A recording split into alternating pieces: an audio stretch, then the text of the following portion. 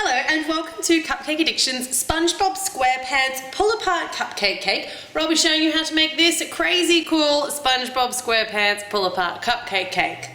Tools and equipment that we will be using today, and there is quite a lot. I am using a cake board. I've got a 12-inch by 18-inch cake board. That's my recommended size for this amount of cupcakes, and I'm using 13 cupcakes today. Slightly odd number, but that's alright. I've iced my board and I've given it kind of a bit of a marbly blue effect. You can see here that I've achieved that effect by not quite mixing all of the colour paste through my colours, so it is a little bit marbly, and I coloured a little bit of teal and a little bit of sky blue, both Wilton colours. Then I twisted them together and rolled them out, which gave me this lovely marbly under the sea effect. I've got some melted dark chocolate. I've got fondant in white, red and a little bit of blue. I've got a fondant roller, a regular rolling pin will do. I've got some chocolate or brown coloured buttercream frosting in a piping bag, and I've paired that with the Loyal number 20 piping tip.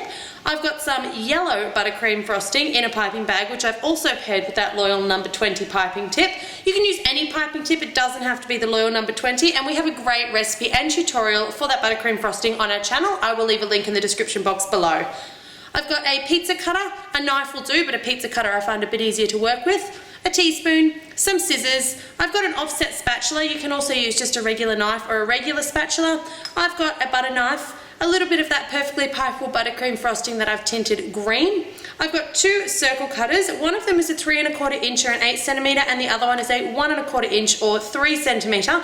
And underneath all of that, I've got two Ziploc bags. There's quite a lot to this tutorial, so let's get started. In the description box below, I will leave a link to these printables. Now, I've sized these up for you, and you'll need to print them out on 2 sheets of A4 paper. One sheet is going to have your eye detail, and I've just cut around that eye detail. That's going to give us an indication of whereabouts we're going to put the eyes on our Spongebob and how we're going to set them down there. I've also got another one, which is the feet and the arms. These feet and arms are an optional extra, and I've printed mine out on a sticky label or a sticky piece of paper, so I'm just going to stick those to the board. If you want to go and cut them out of fondant, you can. It's a little bit more advanced and a little bit more time consuming, and no one's going to eat them anyway, so I've opted just to stick them straight to the board on paper. Right, firstly what we want to do is I've pre-stuck my cupcakes down to that board, and to do that, I've just taken that yellow frosting, and I'll just show you with this one, little bit of frosting on the bottom of the cupcake, like so, and place it down. Now that's going to stop those cupcakes from moving around. The first thing that we want to do after sticking them all to the board, you'll see here I've positioned 4 in the top row quite close together, and then 3 in each of the 3 rows after that with a little bit of space between them. That's just to give us that nice grated Spongebob feel and look, because he's not entirely square. So I'm just going to pipe a bit of a blob of frosting into those holes and into those gaps to give us a nice, clean, neat, even surface to pipe the rest of our detail on. Now from here, I'm going to pipe a nice big low swirl. We do have a whole tutorial dedicated to this swirl on our channel. So I'm meeting up that frosting with the cupcake next to it. So you'll see there I'm joining the cupcakes in the frosting section in the middle to leave as few gaps as possible, and I'm trying to go out over the edges of our cupcakes. Alright, now with this very last row of cupcakes, I'm going to use that chocolate frosting and do the same thing but in brown for SpongeBob's SquarePants.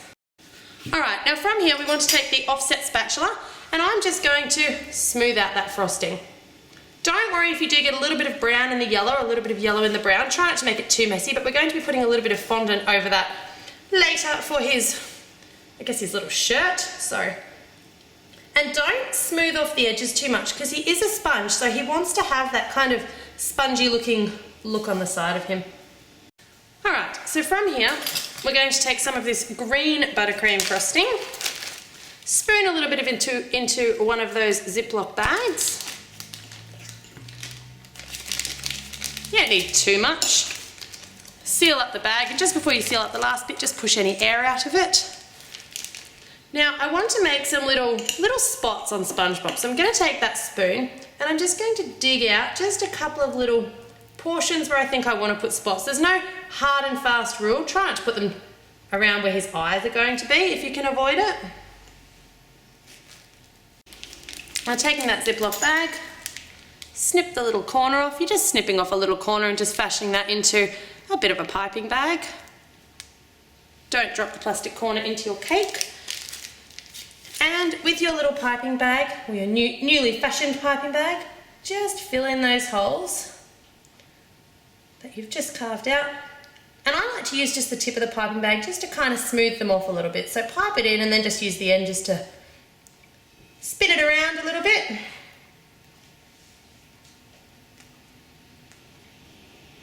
if you do have any of these little raised bits, just grab your knife and just smooth them off so that he's still all nice and smooth. Alright, now the next step we want to do is going to be the fondant. So we'll just make a little bit of room here to roll some of that fondant out. Right, I'm just going to pop down a little bit of either corn flour or icing sugar, and that's just to prepare my surface to make sure that fondant's not going to stick. Give it a little knead in between your hands. You're going to roll it into a bit of a sausage to begin with and just flatten it out.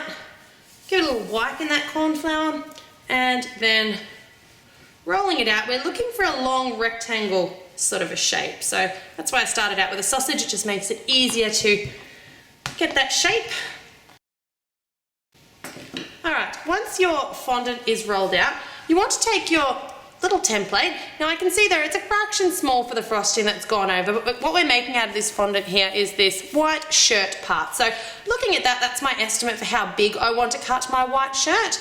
So I'm going to put that down on the piece of fondant, and I'm going to cut just a little bit bigger than it on either side.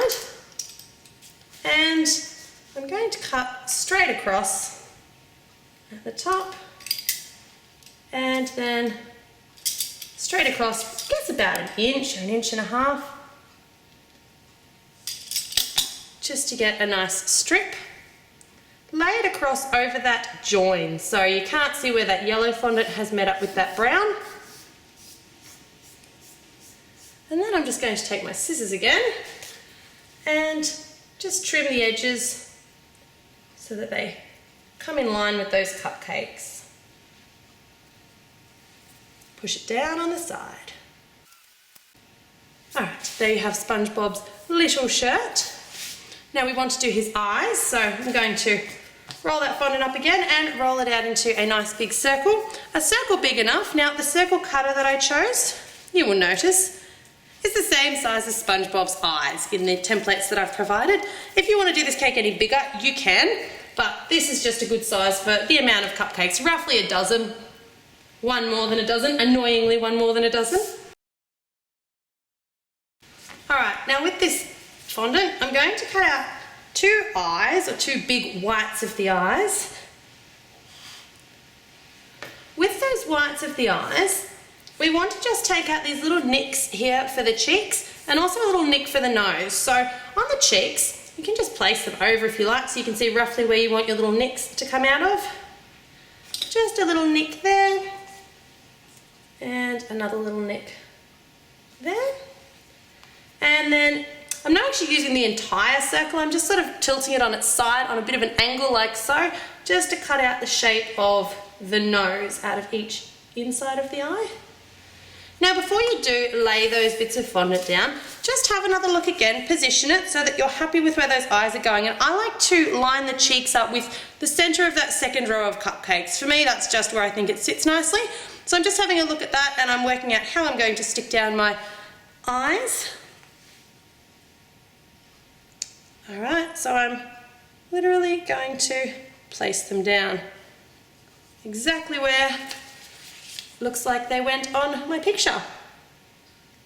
When you join them up, you'll see you've got your lovely little nose cutout area and you've got your two areas for your lovely little red cheeks. Alright. Now from here we want also, while we've got that lovely piece rolled out, just cut out a couple of teeth. Once again, if you want a bit of a guide as to how big those teeth should be, grab that template. That way we're keeping him kind of true to form.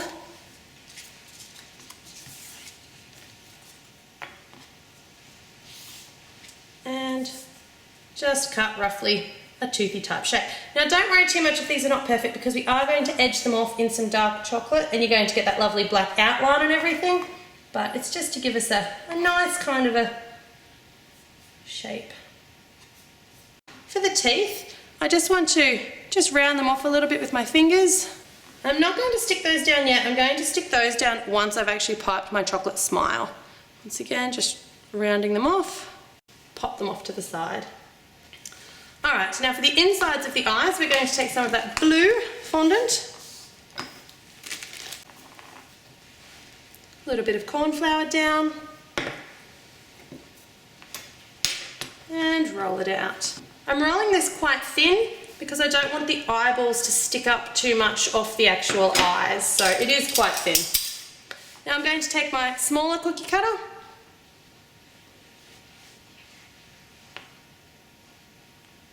and cut out 2 eyeballs.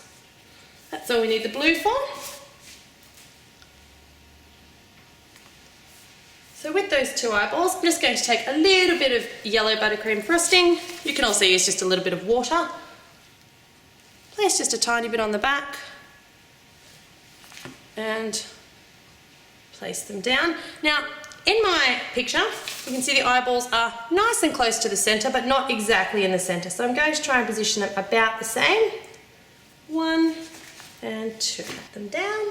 Alright, so I've had a bit of a tidy up, and now it's time to do the red details. So I'm going to take that red fondant. You really don't need very much of the red fondant. Once again, knead it out just to soften it a little bit. Roll it into a ball and then squish it into a disc, and that really just saves us rolling time. Starts the rolling process for you.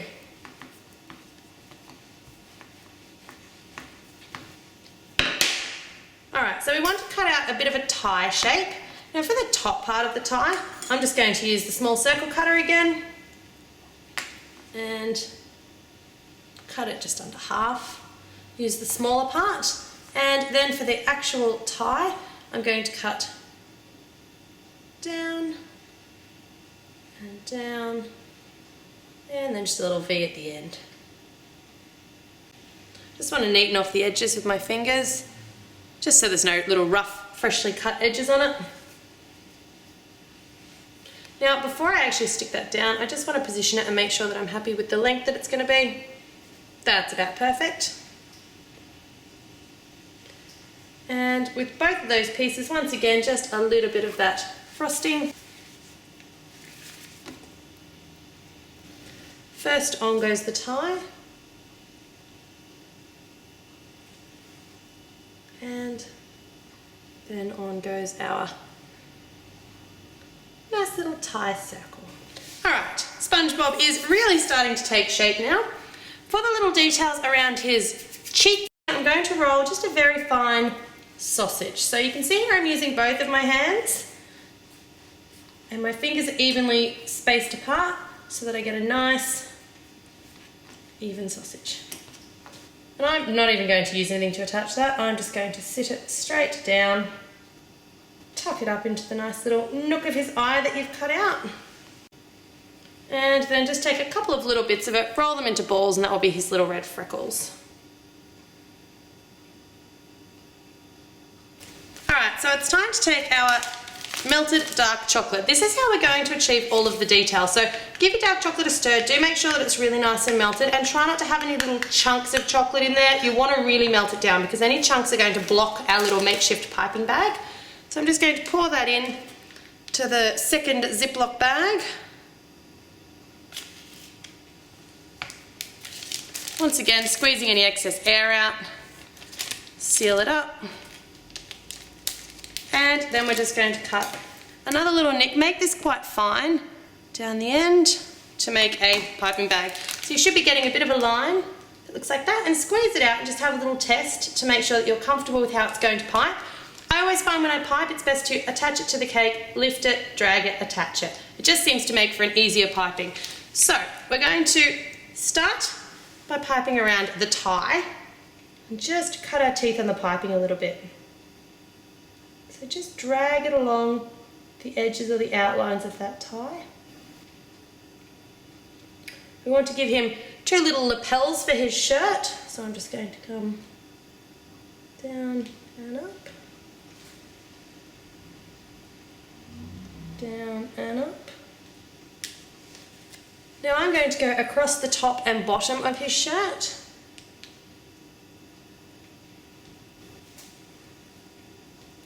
So one of those little blockages that I was telling you about. If you do get a little blockage, squeeze it out on another surface. Don't try to clear a blockage while you're actually doing your piping work.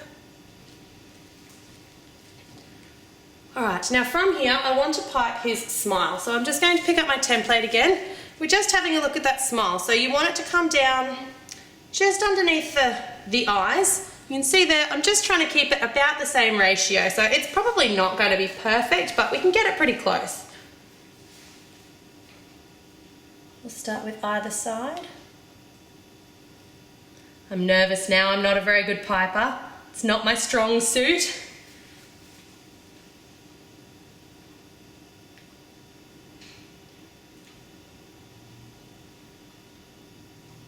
Okay, it's not too bad, it's not too bad. And then we're going to pop the teeth down, so roughly in the middle, and then pipe around those.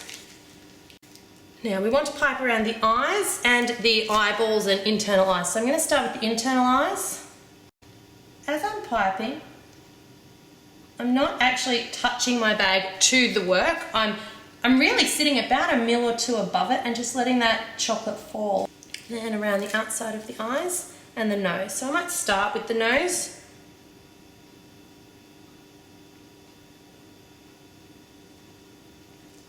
Alright, so last but not least, we're going to need his little belt across the very bottom, and that's probably the easiest piping of all. Just a couple of little fat kind of strips of dark chocolate there. So I'm going to do 4.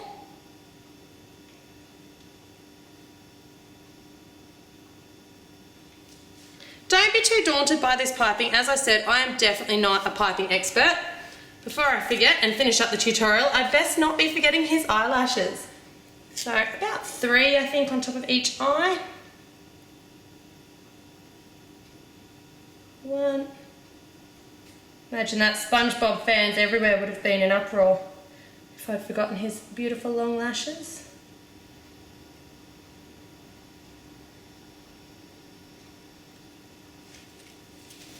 Now finally, as I mentioned, I've just got these ones on a little bit of sticky label paper or sticky paper. So I'm just going to peel them off and I'm going to stick them on right in the gaps of my little cupcakes there. Alright, so there you have your gorgeous Spongebob pull-apart cupcake cake. Perfect for any Spongebob fan in your house. I hope you've enjoyed this tutorial as much as I've loved making it for you. Please make sure that you head over to our channel, MyCupcakeAddiction, and subscribe if you haven't already. We'd love to have you drop by. Thanks very much for watching.